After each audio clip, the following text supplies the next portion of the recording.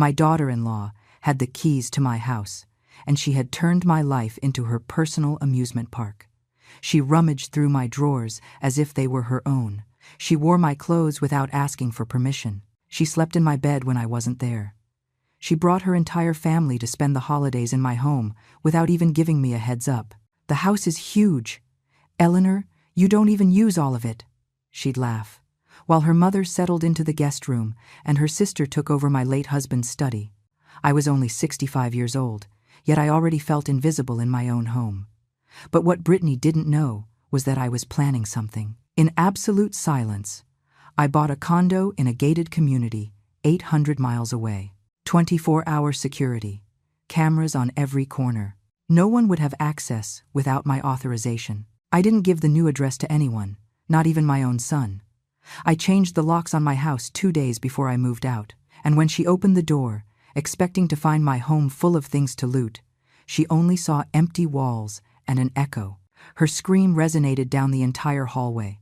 My phone blew up with 89 missed calls, but I was already 800 miles away, drinking coffee on my new balcony, watching the sun reflect off windows that only I had the right to open. But let's back up, because to understand how I reached that point of total rupture, you need to know every humiliation, every invasion, every moment I swallowed my rage and smiled when what I wanted to do was scream. My name is Eleanor, and this story begins 6 months before my disappearance, back when I still believed that words and soft boundaries could work.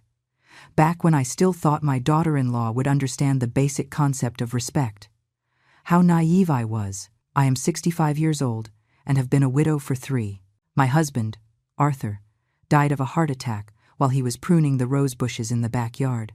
I found him collapsed among the coral-colored flowers he loved so much. From that day on, this 4-bedroom house became more than just a piece of real estate. It became my emotional fortress. The only place where I could still feel his presence in the mornings, when the sun streamed through the kitchen window exactly how he liked it, where his clothes still hung in the closet, even though they no longer smelled of his cologne, where his books were still alphabetized on the shelves in the study, which no one else ever used again. I bought this house with Arthur 32 years ago. We paid every dollar with brutal sacrifice. He worked double shifts at the auto plant, and I tutored math until 11 at night. Sometimes we ate nothing but peanut butter and jelly sandwiches for weeks just to pay the mortgage. But it was ours, completely ours. It has a garden with cherry trees I planted myself. A small pool we built when we could finally afford it after 15 years of saving. Hardwood floors that Mason, my only son, stained with grape juice when he was 6. We never wanted to remove that stain. It was part of our history. After Arthur's death, I dedicated myself to maintaining this house as a temple of memories. Every object had its place, every room kept its purpose. The house has plenty of space. 4 bedrooms for a single person sounds excessive, I know, but each one held something important. The master suite, where Arthur and I slept for almost 30 years. Mason's room, which I kept intact even though he didn't live here anymore. The guest room, with the ivory curtains my mother sewed before she passed. And the study-turned-library, where Arthur spent his afternoons reading detective novels. I am a retired math teacher. I spent 40 years teaching algebra and geometry to teenagers who preferred staring out the window. I retired 2 years ago with a modest but sufficient pension, $2,500 a month that I manage with millimetric care. I'm not rich, but I don't need help from anyone either. I live alone. I cook for myself. I clean my house. I water my plants. I visit Mason once a week. I thought I had finally found that peace I yearned for after the grieving process. Until Brittany entered our lives like a hurricane disguised as a charming daughter-in-law.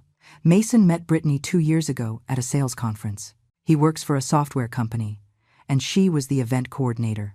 32 years old, 12 years younger than my son. Perfect smile, long, chestnut hair, always flawless. Acrylic nails she changed every week. Tight, expensive clothes. I liked her at first. She seemed cheerful, polite. She kissed my cheek when we were introduced and said she had heard wonderful things about me.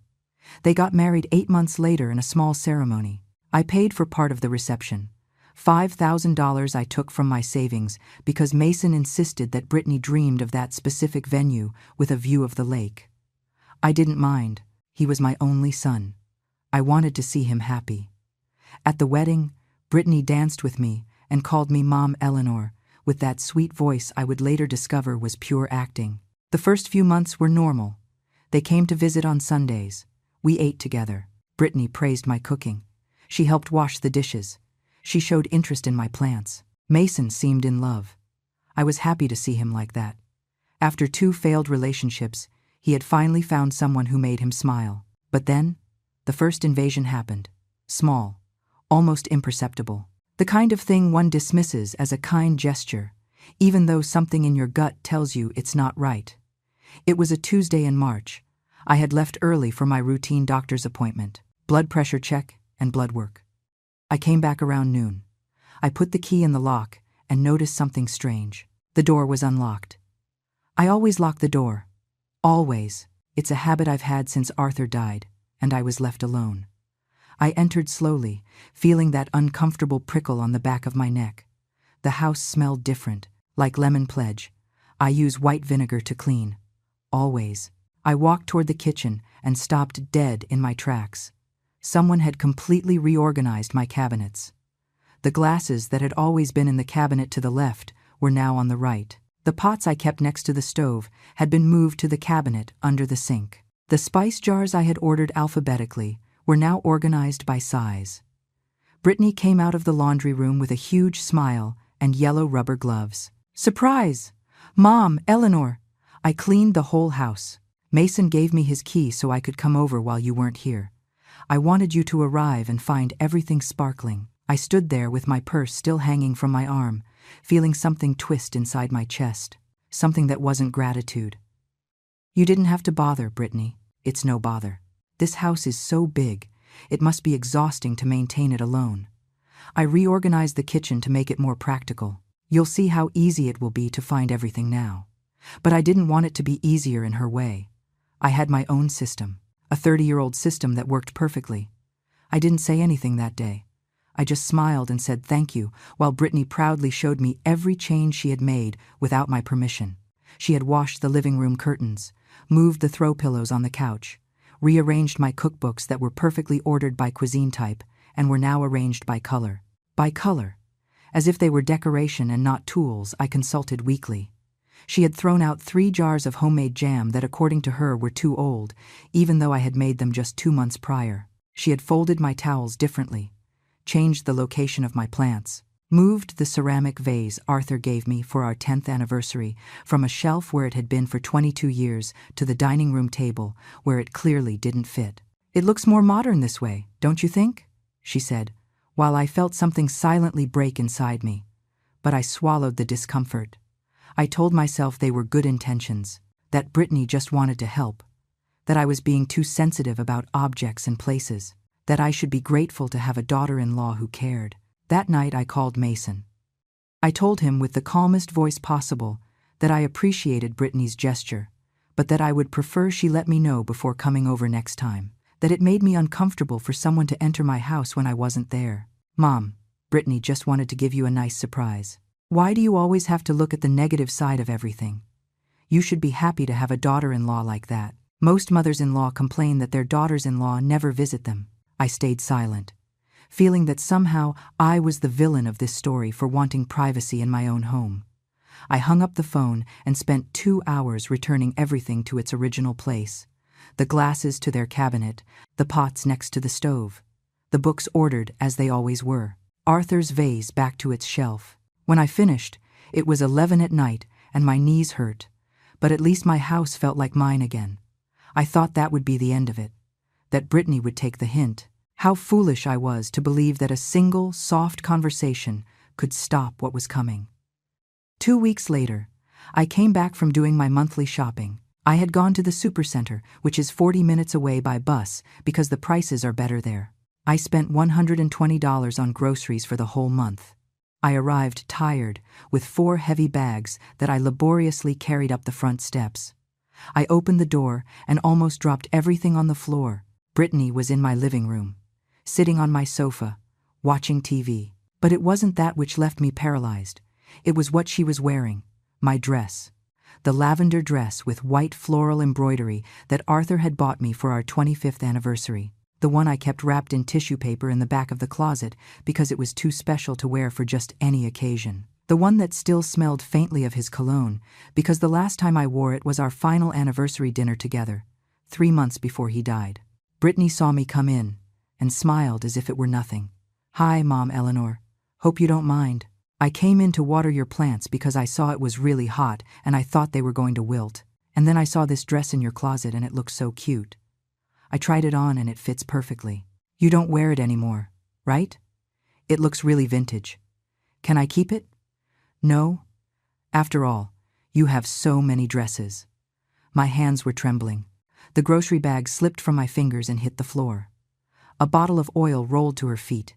She didn't even move to pick it up. "Brittany, take off that dress right now." My voice came out harder than I intended. She blinked, surprised. "Why are you getting mad? It's just a dress. You weren't even using it. It was stored away. It was stored away because it is special. My husband gave me that dress. Take it off, please." She stood up slowly with that expression of an offended victim, which I would later learn to recognize perfectly. She went to my room and returned 5 minutes later with her own clothes on and the dress hanging from her arm. She handed it to me as if she were doing me a huge favor. "I didn't know it was such a big deal. You should have said so. I'm not a mind reader." She left, without saying goodbye. I heard her slam the door harder than necessary. I stood there holding my dress, feeling like someone had profaned something sacred. I took it to my room and smelled it. It didn't smell like Arthur anymore. Now it smelled like Brittany's sickly sweet perfume. That night I cried for the first time since the funeral. The next morning, Mason called me, furious. "How could you humiliate Brittany like that? She came home crying, saying you treated her like a thief. She just tried on a dress. Was it necessary to scream at her?" "I didn't scream at her. I asked her to take it off because it was important to me. She says you were very aggressive, that you made her feel horrible. Mom, Brittany is trying to get close to you, and you reject her at every turn. Do you know how hard it is for her to have such a cold mother-in-law?" Cold. That word stuck in my chest like an infected splinter. I wasn't cold. I just wanted my boundaries respected. But apparently, asking for respect made me the villain. Mason. She entered my house without warning. She went through my closet. She put on a dress that was deeply personal to me. "It's not normal." "Oh, Mom. Always exaggerating. The house is big. She just wants to help you. You should be happy she cares about you. Other mothers-in-law would beg for a daughter-in-law like that." He hung up before I could respond. I sat in the kitchen looking at the phone, wondering when exactly my son had stopped listening to me, when my feelings had become irrelevant, when saying no had become an act of cruelty. That afternoon, I changed the hiding place of my spare key, the one I left under the geranium pot for emergencies. I put it inside a hollowed-out book in my study, a place no one would think to look. I thought that would be enough, but I forgot that Mason had already given Brittany his own copy, and that she clearly had no intention of returning it. The following weeks were a slow nightmare that infiltrated my life like mold in the walls. Brittany started showing up without notice, always with excuses that sounded reasonable on the surface but hid something darker underneath. I was passing by and brought a cake. "I came to water the plants because you forget to do it." Mason asked me to check if you needed anything from the supermarket, always entering with her own key, always catching me off guard, in my pajamas, without makeup, eating alone in the kitchen, reading in the garden, private moments that she invaded with her smile and her fabricated reasons. One Thursday, I came home from my silver sneakers yoga class and found her in my bedroom, standing in front of my open closet, touching my clothes, checking drawers. "What are you doing here?" She turned around without any apparent shame, as if being discovered rummaging through my things was the most normal thing in the world. "I was looking for that cream-colored sweater I saw the other time. It's cold in my apartment, and I thought you wouldn't be using it. You have so many nice things stored away. It's a shame no one takes advantage of them." I felt the blood pounding in my temples. I breathed deeply. I counted to 10, like they taught me in the grief therapy I attended after Arthur's death. "Brittany, this has to stop. You cannot enter my house when I am not here. You cannot go through my things. This is my privacy." She closed the closet with a dramatic sigh. "Oh, Mom Eleanor, you are so distrustful. What do you think I'm going to do? Rob you? We're family. Family shares. Besides, Mason says this house is too big for you alone, that you should consider moving to a smaller apartment and selling this property. We could use that money to buy ourselves a bigger house. Mason and I are planning to have kids soon and will need space." I froze, processing what I had just heard. They had been talking about selling my house, the one I bought with my husband, the one we paid for with blood and tears, the one that holds every memory of my adult life. And they hadn't even had the decency to consult me first. This house is not for sale. Well, think about it. Mason says the maintenance must cost you a fortune. And what do you need 4 bedrooms for? It's selfish to have so much unused space when there are people who need it. Selfish. The first time that word was thrown at me, but it wouldn't be the last. Brittany walked out of my room, passing by me as if I were a piece of furniture. I heard her open the refrigerator and pour herself some juice. My juice. In my kitchen, without asking permission. Then she left, leaving the dirty glass on the table. That night I confronted Mason over the phone. I told him Brittany had mentioned selling the house and that it was never going to happen. That this was my property and my decision. No one said, "You have to sell it right now, Mom. We were just thinking about the future. You're not going to live forever. It would be more practical for you to move into something manageable now, while you can still decide, instead of waiting for it to be an emergency. I am 65 years old, Mason, not 85. I am perfectly capable of maintaining my own house. Brittany says she saw you forget to water the plants several times. Brittany says. Everything revolved around what Brittany said. My word no longer carried weight against the narrative she was building. I was the forgetful old woman who needed supervision. She was the concerned daughter-in-law coming to the rescue. Mason, I need you to ask Brittany to return the key to me. Long silence on the other end. Then an uncomfortable laugh. Mom, that's ridiculous. What if you have an emergency? What if you fall and we need to get in? Brittany has the key for your safety. Then give a key to you, not her. Brittany and I are the same. We are a married couple. I can't believe you're being so petty with your own daughter-in-law. Do you know how many of her friends complain that their mothers-in-law hate them? She always defends them. She says you are different. But you're starting to behave exactly like those bitter old women. Bitter old women. My son had called me a bitter old woman for wanting privacy in my own home. I hung up the phone, feeling a void in my chest I didn't know how to fill. That night I didn't sleep. I lay staring at the ceiling, wondering when exactly I had lost my son.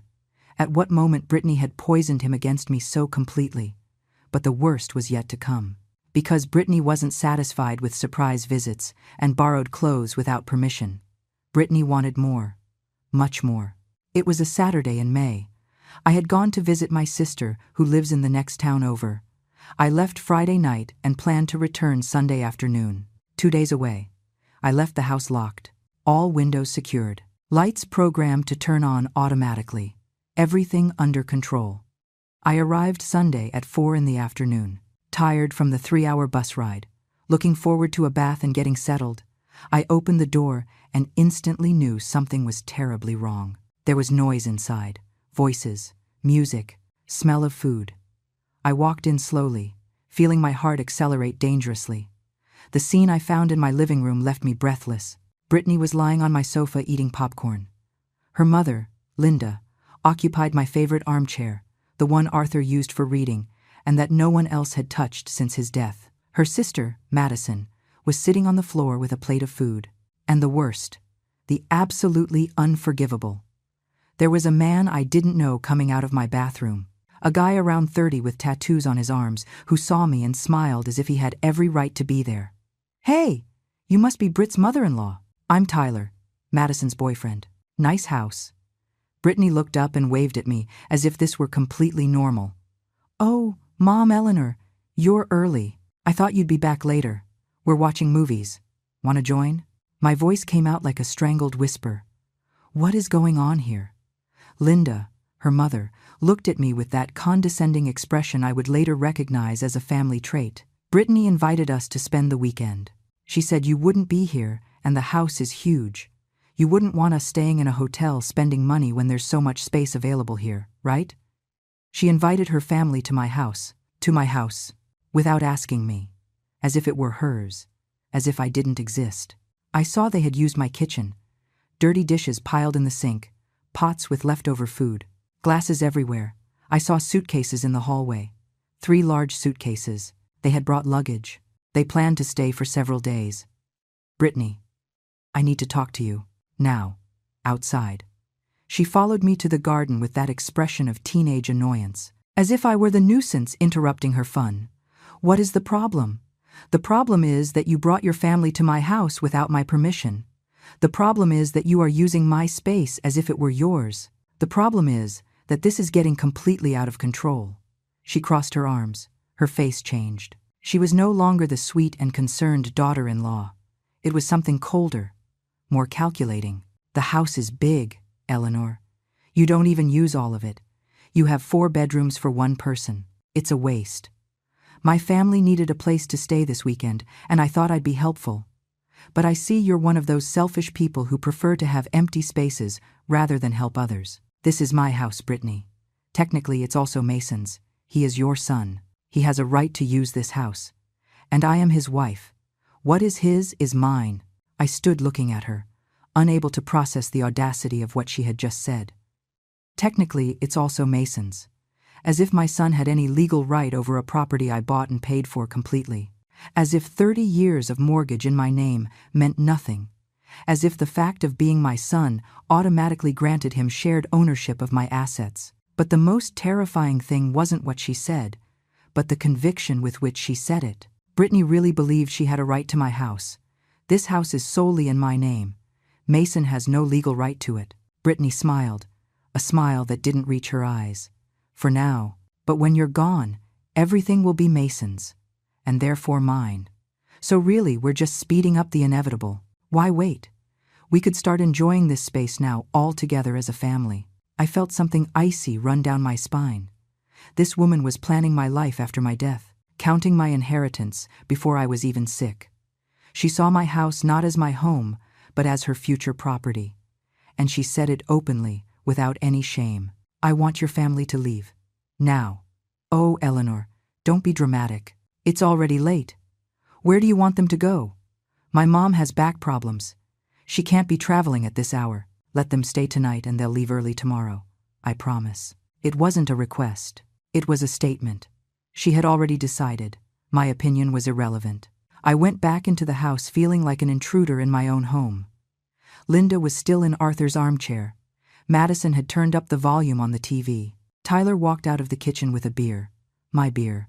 From the 6-pack I kept in the fridge for when Mason came to visit. Excuse me, ma'am. Do you have more beers? I already drank the last one. I didn't answer. I went up to my room and locked the door.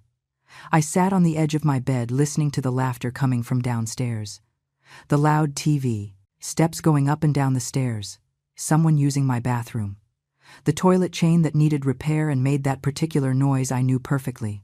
Voices in the guest room. They had set up in there. On the sheets my mother had embroidered. In the bed where no one slept because that space was sacred. I called Mason. He answered with a sleepy voice. It was 9 at night, and he was already asleep. Mason, your wife brought her entire family to my house without warning me. I need you to come and get them out of here. I heard a long, tired sigh. Mom, it's 9 p.m. I'm not going to drive 40 minutes to create unnecessary drama. Brittany told me they were going to stay this weekend. She said she had told you. She lied to me. I was at your aunt's house. I didn't know anything. Well, it was a misunderstanding. Let them sleep and they'll leave tomorrow. It's not a big deal. Mason. There is a man I don't know using my bathroom. Your mother-in-law is in your father's armchair.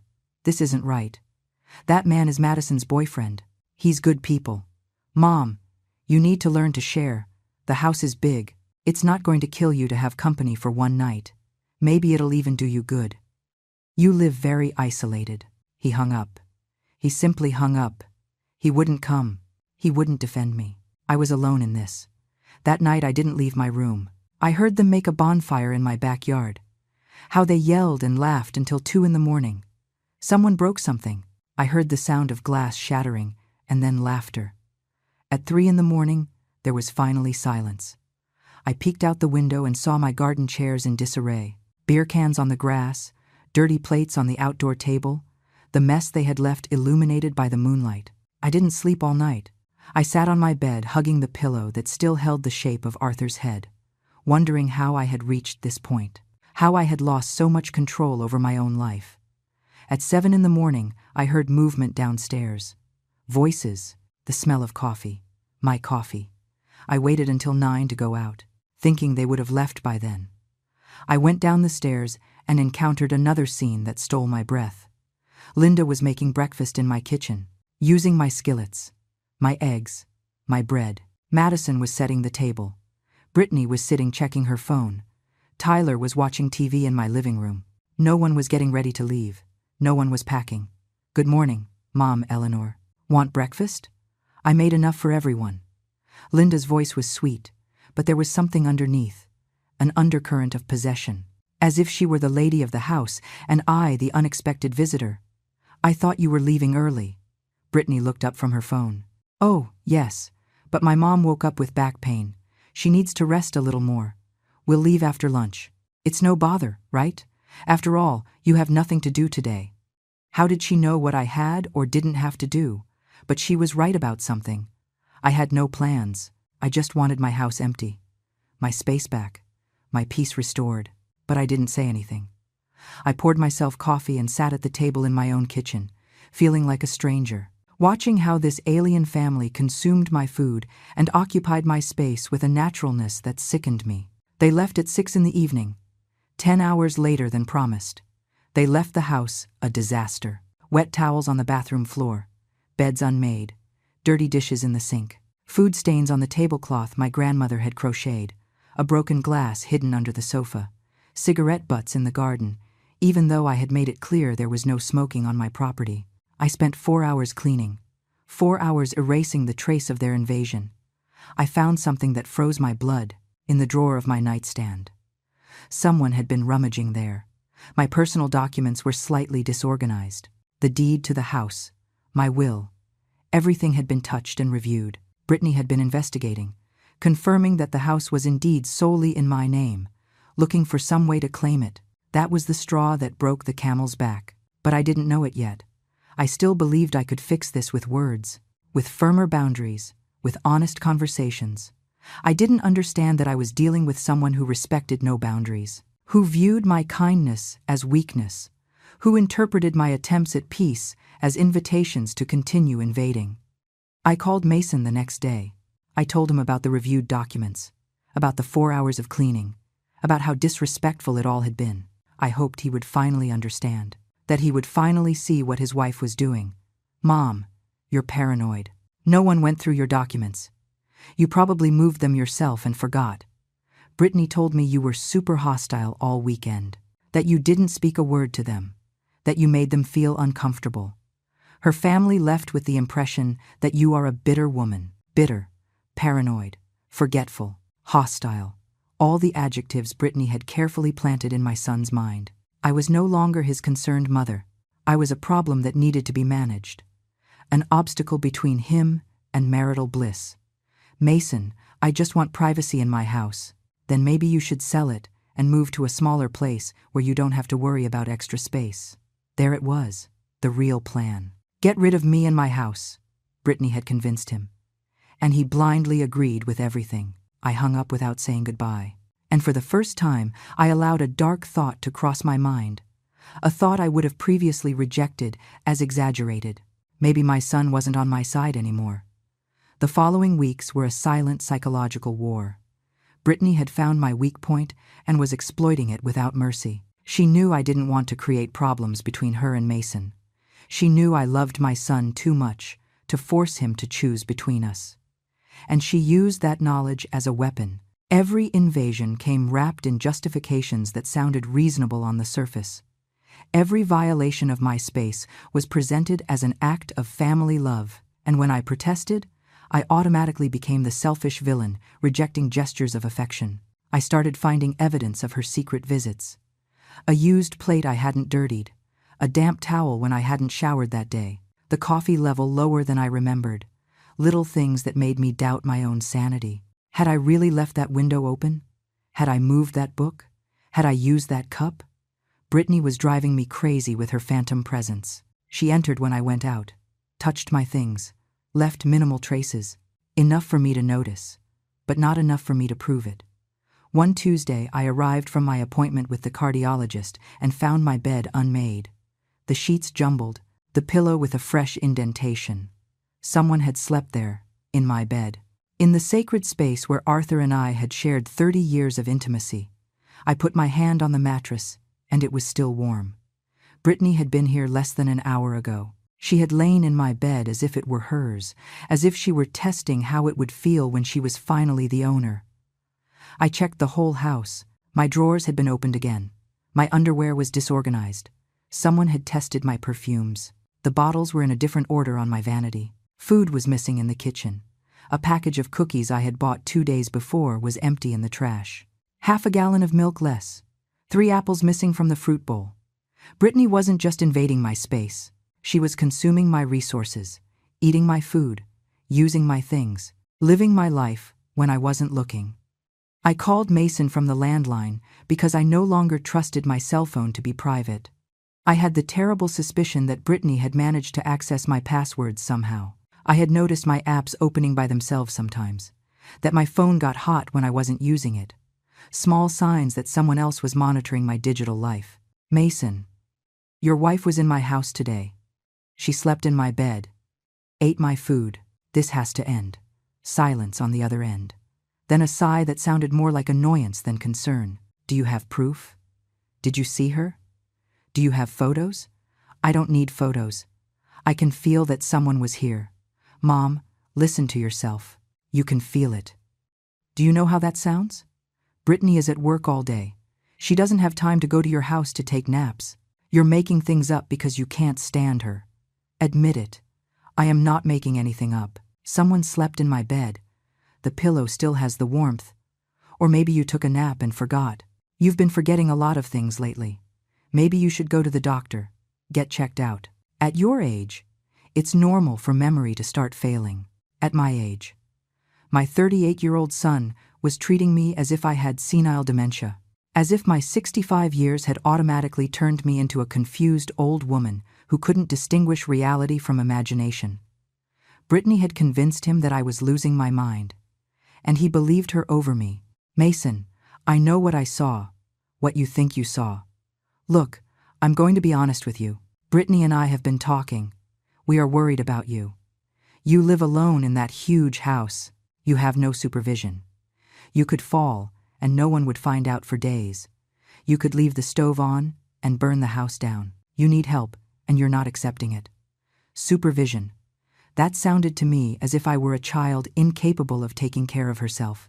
The plan was becoming clearer. Paint me as incompetent, as senile, as dangerous to myself.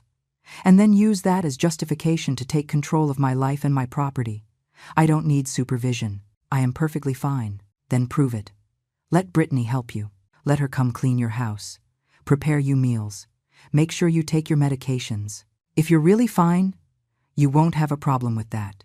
It was a perfect trap. If I said I didn't need help, it was because I was in denial about my deterioration. If I accepted the help, I gave Brittany unlimited access to continue her invasion. There was no right answer.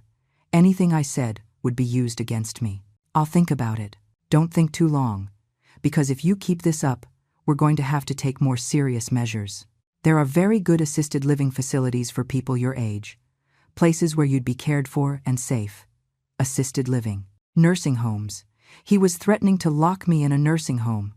My own son, the person I had raised and loved and sacrificed everything for. Now he saw me as a problem that needed to be solved, an obstacle between him and his early inheritance. I hung up the phone with trembling hands. I sat in the empty living room of my house and cried for the first time in months.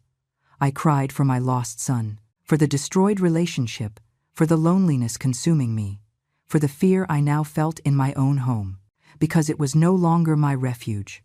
It was a prison where Brittany had the keys and I was the prisoner. That night, I couldn't sleep. I stayed awake, listening to every noise, every creak of the floorboards, every sound of the wind against the windows, convinced that Brittany was going to appear at any moment, that I would find her standing next to my bed watching me sleep, that there was no longer any safe place. At 3 a.m, I heard a noise in the kitchen, a soft thud, as if someone had closed the refrigerator door. I got up in silence. I grabbed the wooden cane Arthur used to walk with after his knee surgery. I went down the stairs slowly, feeling my heart beat so hard I thought it would burst out of my chest. The kitchen light was on. I had turned it off before going up.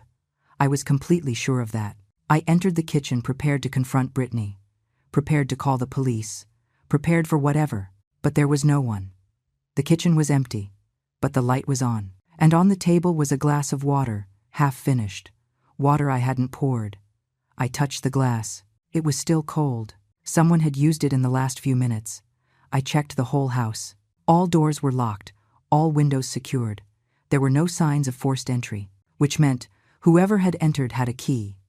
Brittany had been here.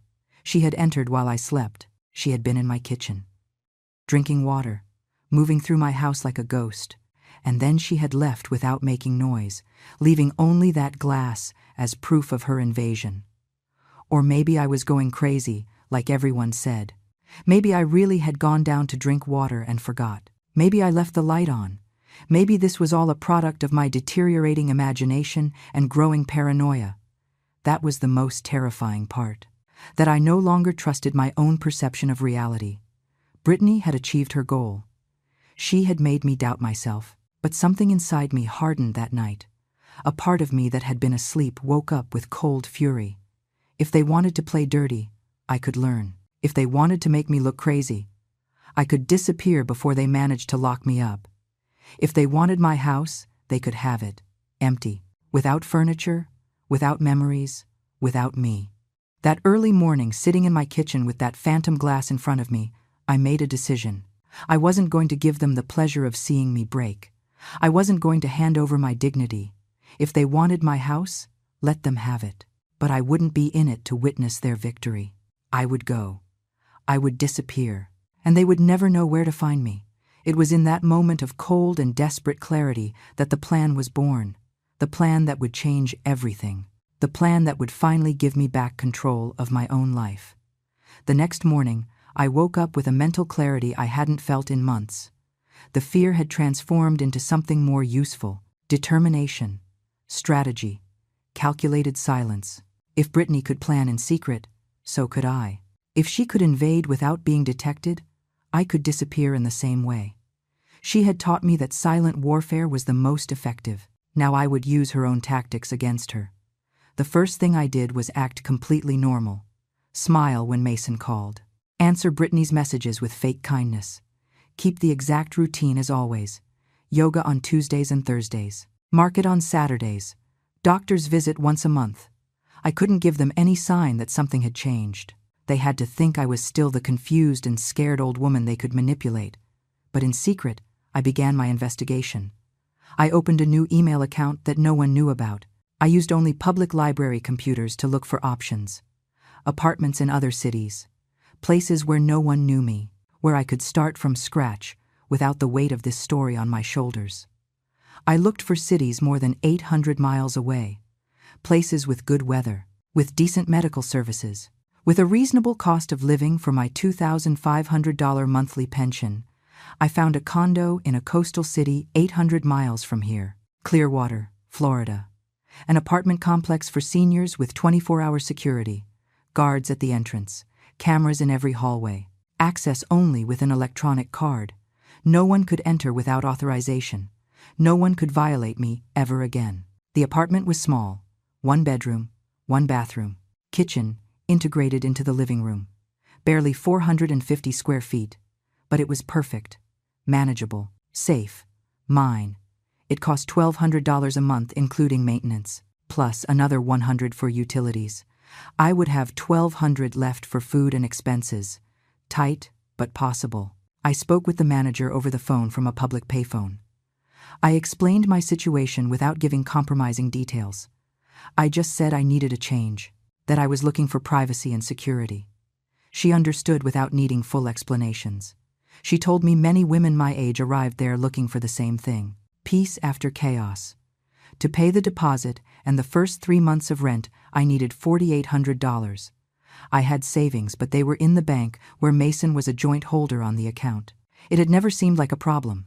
He was my son. I trusted him. But now that shared account was a vulnerability. If I withdrew a large amount, he would see it. He would ask questions. Brittany would find out. The plan would be ruined. So I started withdrawing little by little. $50 every time I went to the supermarket, $30 when I paid at the pharmacy, $20 from the hardware store. Small amounts that looked like normal expenses for an elderly woman. I kept the cash in an envelope inside a hollow book in my library. The same book where I had hidden the spare key. No one checked my books. They were old and boring. Advanced mathematics, linear algebra, analytic geometry, perfect for hiding secrets. It took me 6 weeks to gather the money, 6 weeks of acting like nothing was wrong, of allowing Brittany to keep showing up without warning, of smiling when she arrived with Linda and Madison for coffee without an invitation, of saying nothing when she used my bathroom and left wet towels on the floor, of ignoring when she opened my refrigerator and ate what she wanted. Every invasion hurt me, but now I had a purpose. Every violation brought me closer to freedom. During those weeks, I documented everything. I took photos with my old phone that I no longer used and kept hidden. Photos of the unmade bed after she left, of the dirty dishes she left behind, of my used clothes thrown in the laundry hamper, of the beer cans in my garden after she brought people over. I kept every piece of evidence in a hidden folder, not to show Mason because I knew he wouldn't believe me, but for myself, to remind me that I wasn't crazy, that this was real, that I had valid reasons to disappear. Brittany was becoming bolder. She didn't even try to hide her invasions anymore. One day I came home from the library and found her reorganizing my living room, moving furniture, taking down paintings Arthur and I had chosen together and replacing them with cheap prints she had bought.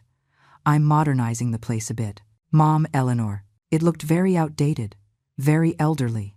It needed a refresh. Outdated, elderly. My house that was a museum of my life was now outdated.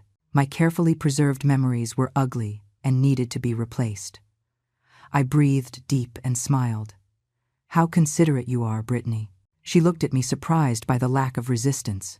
She expected a fight, expected me to explode, but I just smiled and went to my room. It didn't matter what she did with the living room anymore. In 3 weeks I wouldn't be here to see it. I hired a small moving company, one that worked with discretion. I explained that I needed to move my belongings in several loads on different days, that no one could know. The owner was an older gentleman who understood without judging. He told me he had helped other women in similar situations. I didn't ask for details. I just thanked him for his understanding. I started packing at night when I was sure no one would come. Small boxes, easy to move. I marked them as donations so if anyone saw them they wouldn't suspect. The clothes I loved most, the irreplaceable photos, important documents, Arthur's jewelry box, my mother's books, the things that had real emotional value.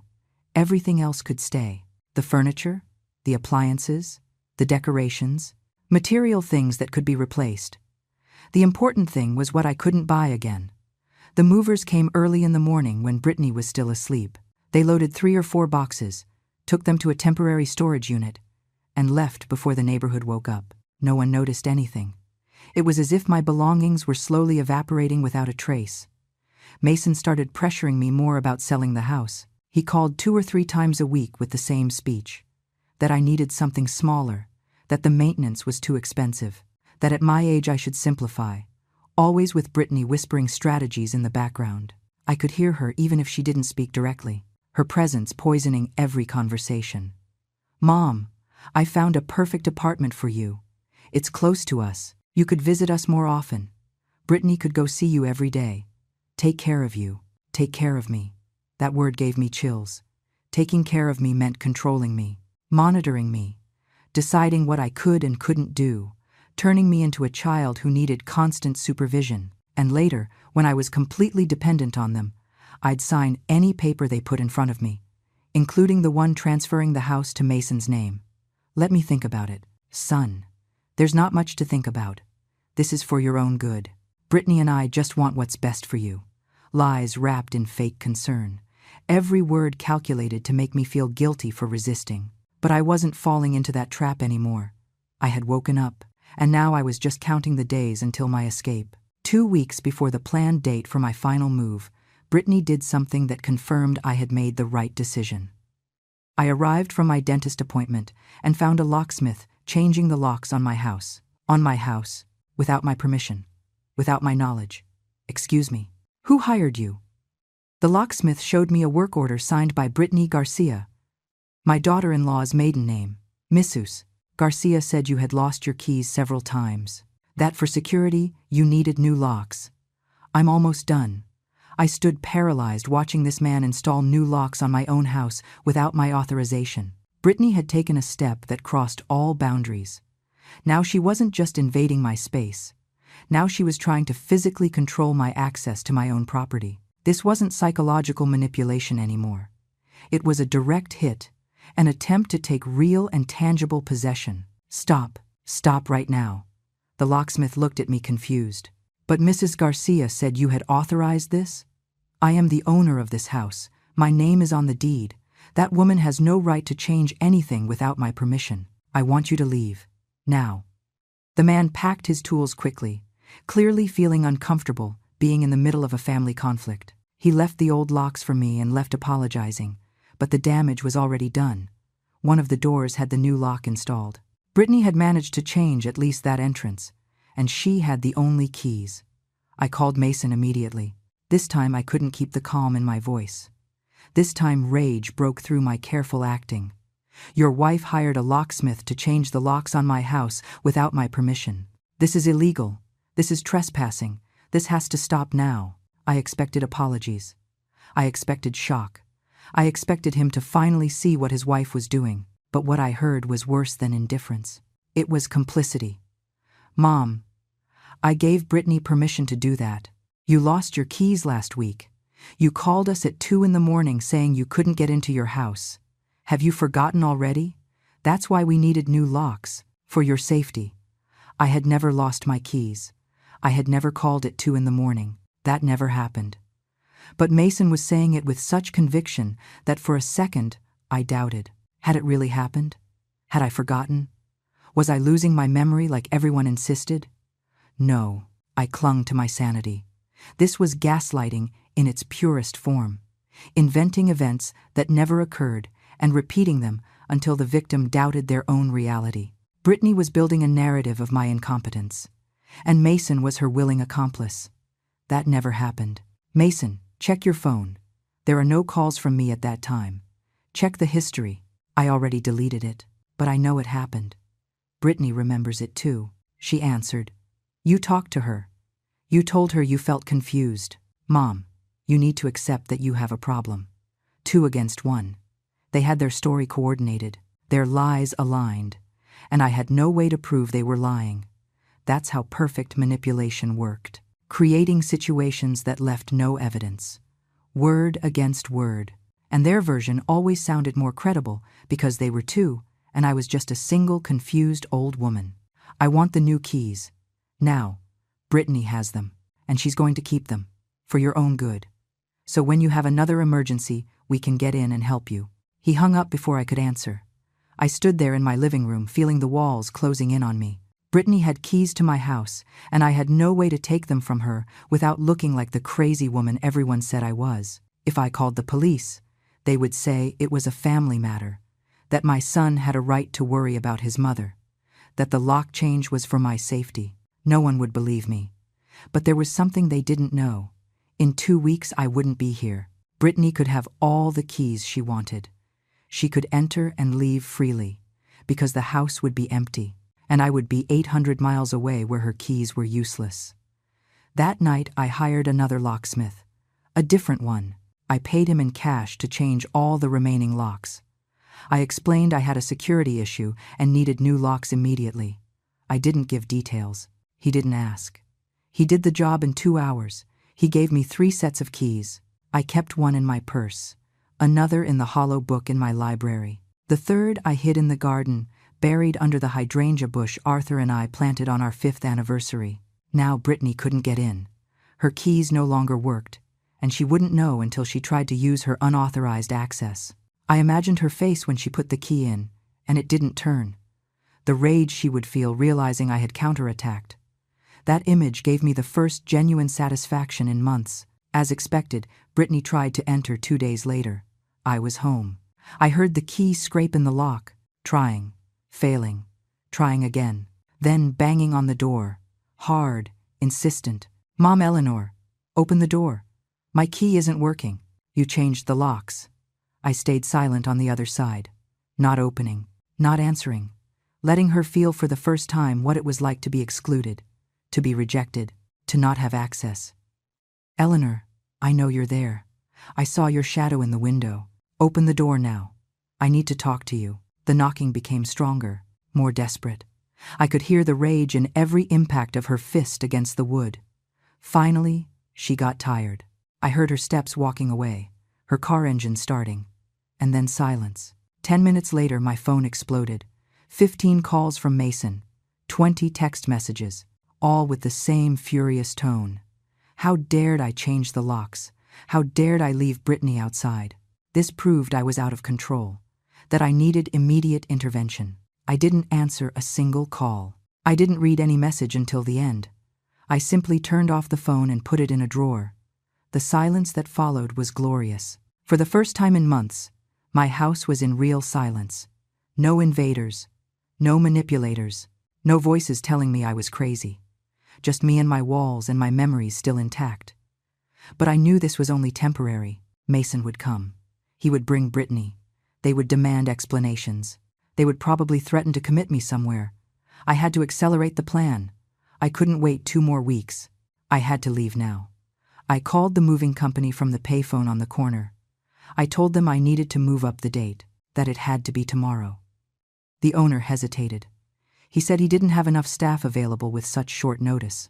I offered him double the agreed amount, $300 instead of $150 for the urgent fee. It was almost all the cash I had left, but it was worth every penny. He accepted. That night, I packed the last of what was missing. Clothes for 2 weeks, toiletries, medications, personal documents. The house deed I kept in my personal safe. My updated will I had made 3 years ago, where everything was left to Mason, but with the condition that he couldn't sell the house until 5 years after my death. A clause I had put in thinking of preserving Arthur's memories. Now that clause would serve to frustrate Brittany's plans, at least temporarily. I called my estate attorney, the same one who had handled Arthur's will. I explained I was moving and needed to update my contact information. I gave him the address of the new apartment. I asked him not to share that information with anyone under any circumstances, not even with my son. He asked if I was okay, if I needed help. I told him I was better than ever, that I was finally taking control of my life. I heard the smile in his voice when he told me he understood perfectly. I also called my bank. I closed the account shared with Mason. I opened a new one solely in my name at a branch in the coastal city. I transferred all my funds, my savings of 32 years, $40,000 Arthur and I had saved for emergencies, and to leave something for Mason when we were gone. Money I was now protecting from being stolen before my death. I cut all house services effective in 3 days. Electricity, water, gas, internet, landline, everything. When Brittany tried to enter again, she wouldn't just find the locks changed. She would find a dead house, without life, without utilities, without anything to take. The movers arrived at 6 in the morning. They loaded everything in 4 hours. The furniture I wanted to keep, the boxes with my belongings, the lamps Arthur had restored, the rocking chair where I nursed Mason, the antique mirror that had belonged to my grandmother. Everything that meant something was carefully wrapped and loaded onto the truck. At 10 in the morning, the house was empty, completely empty, bare walls, clean floors, rooms that echoed when I walked through them. I stood in the middle of the living room where I had lived 30 years and felt a strange mixture of pain and liberation. This house held all my history, But that history was now being contaminated by Brittany's invasion. It was time to write a new chapter somewhere else. I left a letter on the living room floor. A letter for Mason. Short, direct, without excessive emotions. Mason, I moved. I need space and peace that I can no longer find here. The house is still mine. It is in my name. I will pay the taxes from wherever I am. Do not try to look for me. When I am ready to re-establish contact, I will call you. This is not a punishment. It is survival. Your mother who loves you but needs to protect herself. I locked the door. All 3 new locks.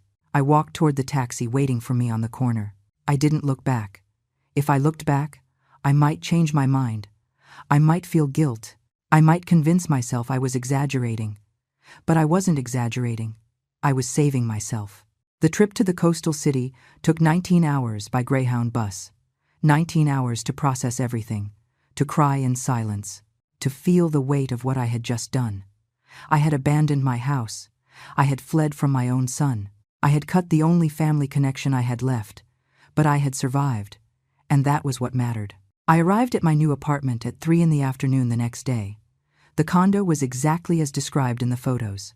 A sand-colored, 5-story building surrounded by palm trees and well-kept gardens. The main entrance had a gatehouse with a security guard who checked my ID before letting me pass.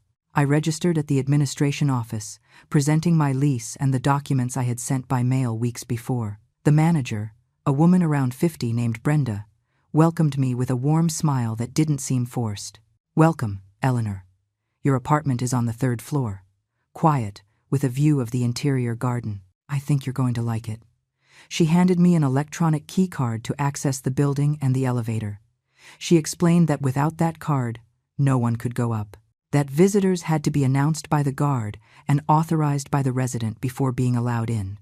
That there were cameras in every hallway and in all common areas. I felt safe for the first time in months. The apartment was small but perfect. 1 bedroom with a large window that let in natural light. A full bathroom with grab bars installed for seniors. An integrated kitchen with an electric stove and compact refrigerator. A dining area that fit exactly my favorite sofa and the 2-seat table I had brought. The walls were white and clean. The tile floor shone. It smelled of fresh paint and a new beginning. The movers arrived 3 hours later. They brought up my furniture and boxes with care. They arranged everything where I directed them. In 2 hours, the apartment started to look like a home. My rocking chair by the window.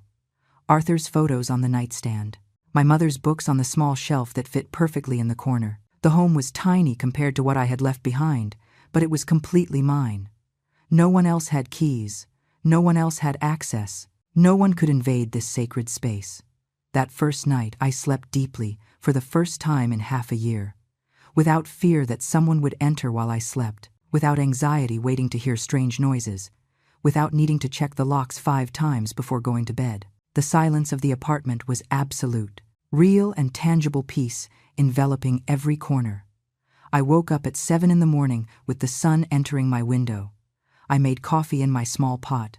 I sat on the tiny balcony overlooking the interior garden where other residents were doing morning exercises. A gray-haired lady waved at me from below. I waved back. No one here knew my history. No one knew about Brittany or Mason or the house I had left behind. Here I was, simply Eleanor, a 65-year-old woman starting over. I turned on my phone for the first time in 2 days. Exploding was an understatement. I had 237 notifications, 189 missed calls, most from Mason, some from Brittany.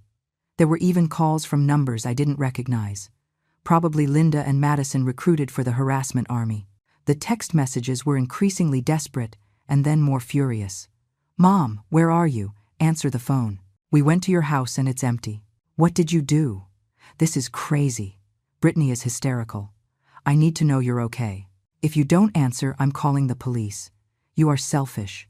How could you do this to us? You're going to regret it." The messages told a clear story. Brittany had tried to enter the house. She had discovered her keys didn't work. She had called Mason. They went together, tried all the entrances. Finally, Mason used his emergency key that I didn't know he had, a copy he had probably made years before. They entered the house and found the void, the bare walls. The floors without furniture, the echo of abandoned rooms, and the letter in the middle of the empty living room. I imagined the scene. Brittany screaming, Mason confused, then furious, calling me over and over while walking through the incredulous rooms, checking every closet, expecting to find my hidden things, going down to the basement, going up to the attic, looking for evidence that I hadn't really left, that this was some kind of game or misunderstanding. But it wasn't a game. It was my escape, my survival, my way of recovering control over my own existence. There was a voicemail from Brittany. I listened to it with my heart racing, but also with a dark satisfaction I didn't know I was capable of feeling. Mom, Eleanor, I don't know what is happening, but this isn't right. Mason is destroyed. I am worried. I know we've had differences, but I didn't think it would come to this. Please call us. Tell us where you are. We just want to know you're safe. Everything else we can talk about, please. The voice sounded genuinely worried, almost convincing, but I already knew that voice, that ability to sound sincere while manipulating.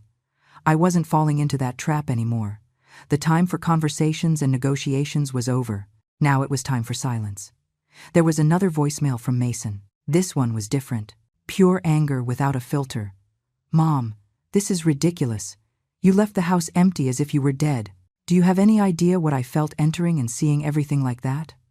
I thought something horrible had happened to you. Brittany almost fainted from the scare.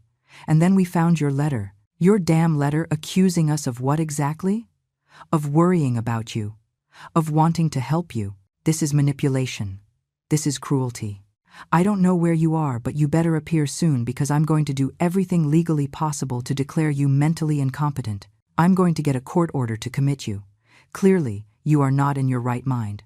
This proves it. There it was. The real threat. Using the legal system to declare me incompetent, to strip me of my autonomy, to take control of my assets, exactly what I had feared. But now that I was 800 miles away with all my documentation in order and a lawyer who knew the truth, his threats sounded empty. They would need to find me first, and I had no intention of making that easy for them. I blocked Brittany's number. Then I blocked Linda's, Madison's, the unknown numbers. I left only Mason's. My son still deserved the possibility of contacting me, even if it was to insult me. He was my only son after all. But I wouldn't answer him. Not yet. I needed him to feel the desperation, to feel what it was like to look for someone who doesn't want to be found, to feel a fraction of the fear and helplessness I had felt for months. The following days were surreal. I woke up every morning hoping this was a dream, that I would wake up in my old house with Brittany entering without knocking. But no, this was real. I was here, in my small and safe apartment, surrounded by my most precious things, with guards at the entrance who would never allow Brittany to cross without my explicit authorization. I started establishing new routines. Morning walks through the condo garden, breakfast in the small community dining room where residents gathered, surface-level conversations with neighbors who didn't ask about my past, afternoons reading on my balcony, nights watching TV shows without the weight of constant anxiety. I met a woman named Helen, who lived in the apartment next door, 72 years old, a widow too. She had arrived at the condo 2 years before, escaping a similar situation with her son and daughter-in-law. She didn't give details, and I didn't ask, but there was a silent understanding between us. We knew we had both fled from something, that we had both chosen solitude over invasion, that we both valued our peace more than family approval. I spent 3 weeks in complete silence, without answering any message, without returning any call, watching how Mason's messages went from fury to worry to guilt to manipulation and then back to fury. It was a predictable cycle. He tried all angles: filial concern, justified anger, emotional guilt. Nothing worked because I wasn't seeing the messages until days later. And by then, they no longer had the power to manipulate me. Brittany tried contacting me on Facebook, by email, by Instagram, which she didn't even know I had. Long messages about how much they missed me, about how Mason was suffering, about how she just wanted to be a good daughter-in-law, about how we misunderstood our intentions. Digital gaslighting that didn't work because I was already too far away physically and emotionally.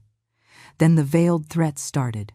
Messages about how they were consulting lawyers, about how they were going to report me as a missing person, about how abandoning property could have legal consequences. Desperate attempts to scare me into coming back. But I had consulted my own lawyer. I knew I hadn't abandoned anything. The house was still in my name. Taxes were paid in advance, utilities canceled legally. There was nothing illegal about moving without telling my adult son. 1 month after my disappearance, I finally responded. Not because I felt guilt, but because the silence had served its purpose. Mason had felt the powerlessness. Brittany had experienced the frustration of not having access. Both had spent 30 days without control over me, without knowing where I was, without being able to manipulate me. It was time to establish the new rules of this relationship. I called Mason from my new phone, a number he didn't know. He answered on the second ring with a desperate voice. "Hello? Hello, Mason. It's me." Silence, heavy breathing. Then his voice cracking. "Mom, my God, Mom, where are you? Are you okay? We've been looking for you everywhere. The police, hospitals. I thought you were dead. I am perfectly fine, better than I have been in months. Where are you? I'm coming for you right now. Tell me the address." "I am not going to give you the address, and you don't need to come for me. I am not lost. I chose to leave. There is a difference."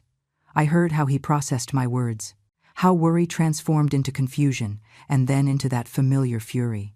"You chose? You chose to disappear as if you were dead? You chose to leave us worried sleepless for a month? Do you have any idea what you put us through?" "Yes, I have a perfect idea, because it is exactly what you put me through for 6 months. The difference is that I violated my own privacy by leaving. You violated mine by staying." "What are you talking about?" "We were just trying to help you." Brittany entered my house without permission. She slept in my bed. She wore my clothes, reviewed my documents, brought her entire family to live in my space without consulting me. She changed my locks, made me doubt my own sanity, inventing events that never occurred. And you supported her every step of the way. You called me crazy, paranoid, senile. You threatened to commit me. So yes, Mason, I chose to leave before you took away my ability to choose. Long silence. I could hear Brittany in the background asking who it was. Mason put the phone on speaker. "Mom, Eleanor, please listen to me. It was all a terrible misunderstanding. I just wanted to get close to you. I wanted us to be a real family. Maybe I went overboard, but it was because I love you. Mason and I want to take care of you." Her voice sounded sincere, but I already knew that performance. I had fallen for it too many times. "Brittany, I don't want to be taken care of. I want to be respected, and respect means accepting when someone says no. It means not entering private spaces without permission. It means understanding that generosity is not the same as invasion." "But the house was so big. You were so alone. I thought you'd like the company. If you had asked, I would have said no. That's why you never asked. Because you knew the answer and decided to ignore it." Mason took back control of the conversation with a firmer voice. "Okay, Mom, we understand. We made mistakes. But this has gone too far. Come home. Let's talk in person. Let's fix things as a family. I am not going back to that house. It is no longer my home. It was contaminated by too many violations. Now I live somewhere else. A place where I have peace, where no one enters without my permission, where I can breathe without fear." "And what about us? We just disappear from your life?" "No. But the relationship continues on my terms. You can call me at this number. We can talk on the phone. When I am ready, maybe we'll meet in some neutral place. But I am not giving you my address, and you are not going to show up without an invitation. Those days are over." Brittany intervened with a cracking voice that sounded like real tears, or very well-acted ones. "This is so unfair. I loved that house. We had so many plans. We were going to remodel, make a nursery for the baby. I was already choosing colors for the walls." I froze. Baby, nursery, choosing colors. She was planning to move into my house, not just visit it or invade it occasionally. Move in permanently. Turn my home into hers, probably expecting me to move to some nursing home or maid's quarters while they took the master bedrooms. The full plan was finally revealed without filters. "That house was not available for your plans, Brittany. It is still mine, and it will continue to be mine until I decide what to do with it. You can rent it if you want to pay market price. You can buy it if you have the $450,000 it's worth. But you are not going to simply take it. Mom, don't be ridiculous. We are your family. That house will eventually be Mason's anyway. Eventually, when I die. But I plan to live another 20 years. So I suggest you make your own plans without counting on my early inheritance. Mason finally exploded. The mask of concern fell completely. You know what? You're right. You are selfish. You always were. Dad killed himself working to give you that house, and now you abandon it as if it meant nothing. You leave it empty, rotting, while you hide who knows where. It's pathetic. That mention of Arthur hurt me more than anything else. But I didn't let my voice show it. Your father killed himself working to give us a home, not to give it to you ahead of time. He would want me to be happy. And right now, I am happier far from you than near. Then stay away. Don't come back to love us. I don't want to know anything about you until you come to your senses and act like a normal mother. Goodbye, Mason. I love you. But I love you from a distance now. When you are ready for a relationship of mutual respect, I will be here. I hung up before he could answer. My hands were shaking, but my heart was calm. I had said everything I needed to say. I had established the boundaries clearly. Now it was up to them to decide if they wanted to respect them or lose me completely. 6 months passed. 6 months of silence from both sides. 6 months where I flourished in my small apartment. I made friends in the condo.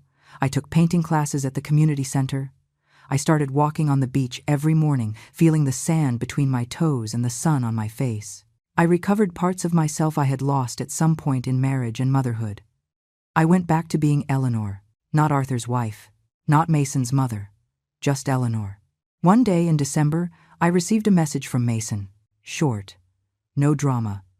Mom, Brittany and I are in couples therapy. The therapist helped us see some things. About boundaries. About respect. I would like to talk to you if you are willing. Without Brittany. Just you and me. I read the message 3 times. Looking for hidden manipulation. Looking for traps. But it sounded genuine. Tired. Humble. I waited 2 days before answering.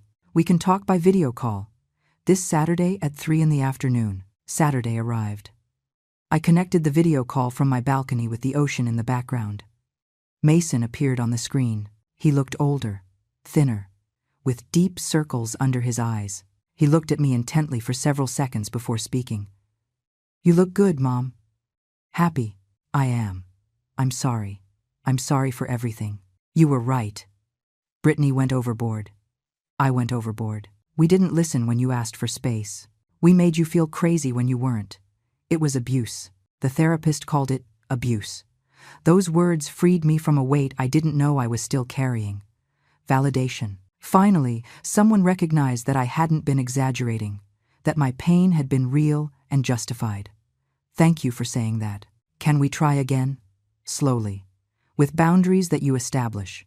No pressure. I just want my mom back. I cried. For the first time since I left, I cried in front of my son, tears of relief and cautious hope. We can try, but at my pace. And if Brittany crosses lines again, I will disappear again, this time forever. I understand. She understands too. Or so she says. Time will tell. We met 3 months later at a coffee shop halfway between our cities. Just the 2 of us. We talked for 4 hours. We cried. We laughed. We remembered Arthur. We established new rules. He never asked for my exact address, and I never offered it. But we opened a small door toward possible reconciliation. Today it's been a year since I moved. My apartment remains my sanctuary. Mason visits me every 2 months on my terms. Brittany sends occasional messages that I answer briefly. The house I left behind I rented to a young family. The money covers its expenses and gives me a little extra income. Someday I will enter it again. When I have healed completely. When I no longer associate those walls with fear. I learned that establishing boundaries isn't cruelty, that protecting myself isn't selfishness, that disappearing is sometimes the only way to survive, and that real family respects spaces. The rest are just people with whom we share blood. I am 66 years old. I live alone in 450 square feet, and never in my life have I been freer.